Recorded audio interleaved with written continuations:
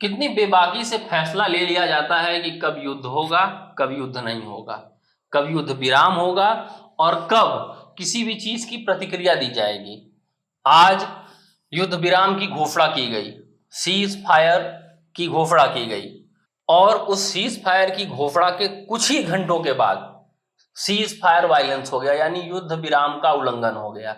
जी हाँ, आज भारत सरकार और पाकिस्तान की सरकार ने जो मिसाइल युद्ध लगातार चल रहे थे, भारत से पाकिस्तान पे मिसाइलें छोड़ी जा रही थी, पाकिस्तान से भारत पर मिसाइलें छोड़ी जा रही थी, इसको लेकर दोनों देशों ने घोषणा की थी कि भाई अब ये नहीं होगा। लेकिन कुछ ही घंटों के बाद पाकिस्तान ने फिर से मिसाइलें छोड़ दी, फिर से मिसाइलें भारत की तरफ दाग दी, जिसमें भारत को नुकसान पहुंचा है। और जब नुकसान पहुंचा है तो प्रतिक्रिया आना भी तय था। देश के लोगों का ये मानना है कि एक सुनहरा मौका था पीओके को वापस लाने का। कुछ लोग तो यहाँ तक कह रहे थे कि अब पाकिस्तान बनेगा भारत का 29वां राज्य। लेकिन इन सारी बातों पे पानी तब फिर गया जब सीज फायर की घोषणा हुई, युद्ध विराम की घोषणा हुई कि अब मिसाइल अटैक्स नहीं होंगे।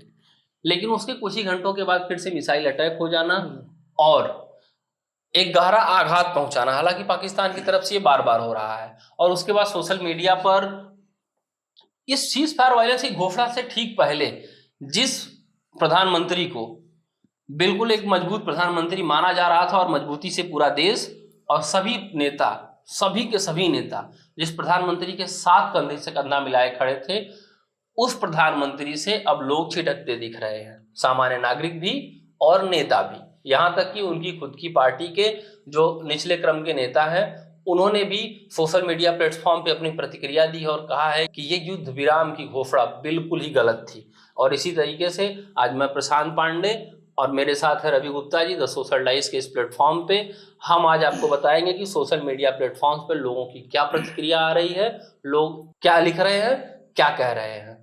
तो रवि जी जरा बताइए हमें कि सोशल मीडिया प्लेटफॉर्म पे इस समय क्या लिखा जा रहा है इस बात को लेकर। देखिए प्रशांत पांडे जी, जब शाम को 7 बजे के आसपास जब सीज फायर की ऐसा अनाउंसमेंट हुआ तो कहीं ना कहीं देश में देखा गया कि बहुत लोग दो वर्ग में बट गया समाज।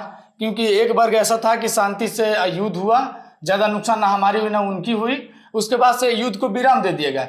लेकिन कुछ वर्ग उसमें ये था कि उनका ऐसा लिखना था, सोशल मीडिया जब हम एक्टिव हुए तो उनका ऐसा कुछ लिखना था कि आप उनका लिखावट देखेंगे, उनकी प्रतिक्रिया सुनेंगे तो अजीब आपको महसूस होगा। देखिए एक लिखे अमरेंद्र प्रताप जी, चीन से सेना लड़ेगी, पाकिस्तान से गोदी मीडिया लड़ेगी, आपदा से जनता लड़ेगी, भाजपा सिर्फ चुनाव लड़ेगी। ये अमरेंद्र प्रताप जी का कहना है। ऐसे ही एक भारतीय जनता पार्टी के वर्तमान में नेता हैं जो कि बीएसपी से प्रत्याशी भी रह चुके हैं, विजय कुमार राय जी, जो कि कुशीनगर जिला के रहने वाले हैं। उन्होंने लिखा है युद्ध विराम प्लस इमोजी दिया है अफसोस का। बल्कि ये वर्तमान में बीजेपी के नेता हैं, अच्छा नेता है कुशीनगर जिले में। ऐसे जेपी गुप्ता जी हैं वहां पे, जो कि तमकुहीराज से, कुशीनगर में तमकुहीराज नगर निगम से चेयरमैन है। उन्होंने लिखा है पीओके कब्जा करिए, पाकिस्तान को बर्बाद करिए, फिर युद्ध विराम होगा।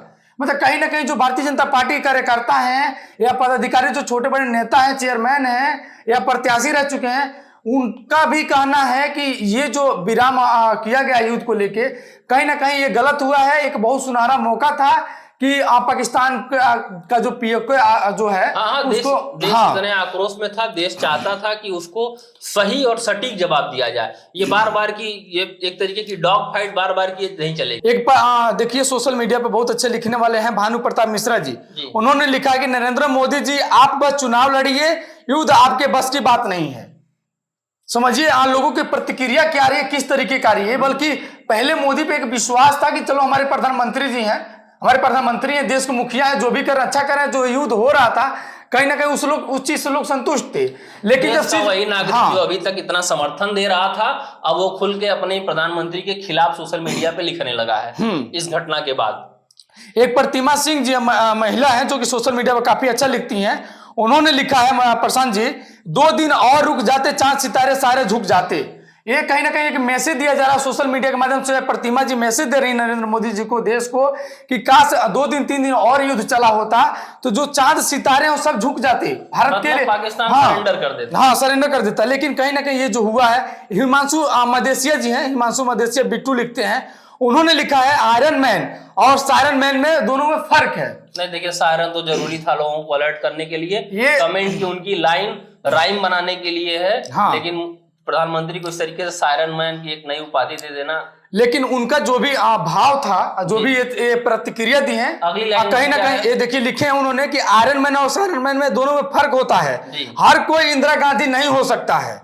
कहीं ना कहीं इस वक्त जो प्रधानमंत्री हमारे हैं उन पे एक निशाना साधा गया इसके माध्यम से, और इंदिरा गांधी को याद किया गया है कि जो इंदिरा गांधी जो उस वक्त युद्ध के समय में वो ली थी, अपना एक्शन ली थी। हाँ, जहाँ इंदिरा गांधी ने हाँ। पूर्वी पाकिस्तान और पश्चिमी पाकिस्तान नाम से दो देश जाने जाते थे, पूर्वी पाकिस्तान को आजाद करा के बांग्लादेश बना दिया। और हाँ। अब मैं 1 मिनट आपको रुकूंगा रवि सर। अब स्थिति ऐसी है कि बलूचिस्तान ने भी अभी 1 दिन पहले भारत से कहा था कि भारत सरकार हमें दिल्ली में बलूचिस्तान का दूतावास खोलने की परमिशन दे, और संयुक्त राष्ट्र से कहा था कि आप बलूचिस्तान को एक देश रिकॉग्नाइज कीजिए, एक देश के तौर पे मान्यता दीजिए, हम पाकिस्तान से अलग होना चाहते हैं। तो ये जो पोस्ट थी यही थी कि आप ये चांद सितारे सब झुक जाते, और हाँ, पोस्ट हाँ, यही कहना चाहती हाँ, कि आप थोड़ी सी मजबूती से लड़ते ना तो पाकिस्तान कई हिस्सों में टूटता। पीओके भी पीओके आपके पास आता, बलूचिस्तान आजाद होता, पाकिस्तान मतलब पाकिस्तान को तोड़ देने का एक बढ़िया अवसर था। हाँ, बहुत बढ़िया अवसर था। लेकिन ये कहीं ना कहीं लोगों को ऐसा लग रहा है, देखिए कि इंजीनियर रिकेश राय जी हैं, जो कि अभी आप कहे हैं, उनका लिखना है, इतिहास गवाह है, इतिहास गवाह है कि सांप को अधमरा छोड़ना हमेशा महंगा ही पड़ा है, मौका था पूरा कुचल देने का। इंजीनियर रिकेश राय जी हैं, इनका कहना था कि इतिहास गवाह है कि जब जब हम लोग पाकिस्तान को छोड़े हैं, फिर उसके बाद से वो आतंकी हमले किए हैं, मतलब नहीं होता, अपने हरकतों से बाज नहीं आते हैं। तो एक बहुत अच्छा मौका था जो कि 1971 की बात करें, 65 की बात करें, 99 की बात करें, उसके बाद से कहीं ना कहीं अवसर 2025 में नरेंद्र मोदी जी के नेतृत्व में मिला था, युद्ध देखने को मिला था। इसमें लोगों का कहीं ना कहीं इस समय पार्टी का कोई मतलब नहीं था भाई, है ना। भारतीय जनता पार्टी के नेता हो, एक्टिविस्ट हो, या युवा हो, या इंजीनियर हो, जो भी समाज की जो भी वर्ग के व्यक्ति हो, उसका यह था कि युद्ध जब छिड़ गया तो युद्ध हो जाए अच्छे तरीके से, और जब जहां कहीं ना कहीं जो हमारा पीओके है उसको हासिल कर लिया जाए, और उनकी ऐसी लाठ मार दिया जाए फिर से वो इंसान खड़े होने की कोशिश ना करे, क्योंकि हरकतें उनको हमेशा देखा जाता है ना। ऐसे लिखने वाले हैं आकाश यादव जी, जो हैं कि लिखे कि देश है पुकारता पुकारती माँ भारती, खून से तिलक करो गोलियों से आरती, जय हिंद जय सेना।